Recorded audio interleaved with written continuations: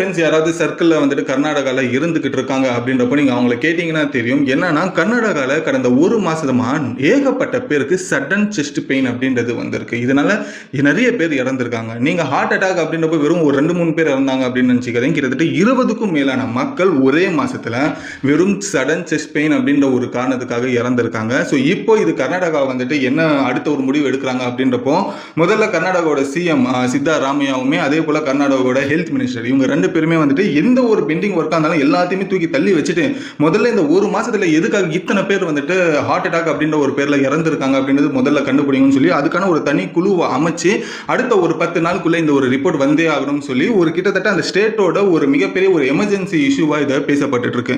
So இதோட தொடர்ச்சியா இப்போ இந்த ஒரு விஷயம் இப்படி நடந்துகிட்டு இருக்கிற நேரத்தில் அதே கவர்மெண்ட்னால சில இன்டைரக்டான ஒரு விஷயமும் பேசப்பட்டு இருக்கு. என்னன்னா இந்த மாதிரி கோவேக்சின் போட்டதுனால மேபி இது வந்திருக்கலாம் அப்படின்ற ஒரு விஷயம் சொன்னதுமே